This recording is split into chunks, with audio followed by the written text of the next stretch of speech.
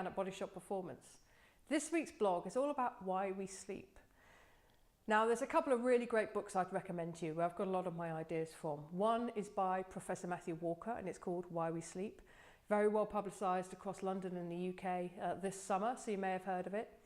The second book is by Nick Littlehales and it's also called Sleep. Two brilliant little books that I really recommend checking out if you want more ideas on this. But there are three fundamental reasons why we sleep. One is we've recently discovered it helps to flush out plaques called beta amyloid plaques.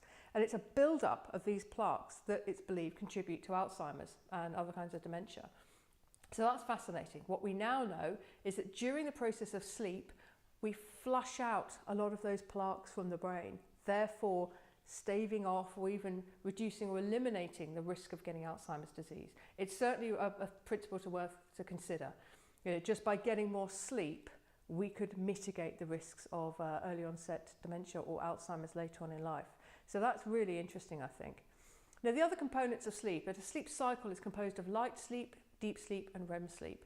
Now, we know that light sleep is the sleep that cycles us through the other stages. Deep sleep, if you like, is where we write data to the disk. It's where we download everything that's gone on in our brains in the day. REM sleep is where we sift through memories and learning and consolidate all of that. So they both perform really important functions. Now, I quite often talk to people about sleep, and you hear, and I'm sure you'd have heard as well, a lot of people saying they're great on 6 hours, they thrive, no problem at all. Well, it's actually a tiny percentage of people who have this genetic variation, according to Matthew Walker, who thrive on 6 hours sleep a night or less. In fact, if you rounded it up or down, it would be 0%. So that's how few of us have that genetic variation that allows us to thrive on 6 hours sleep or less.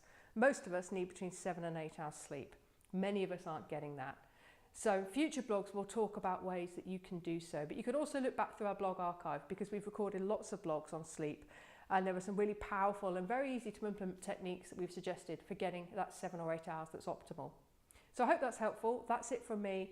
Of course, if you need anything, if you've got questions on any of this, you can email me at leanne@bodyshotperformance.com. And otherwise, I'll speak to you next week.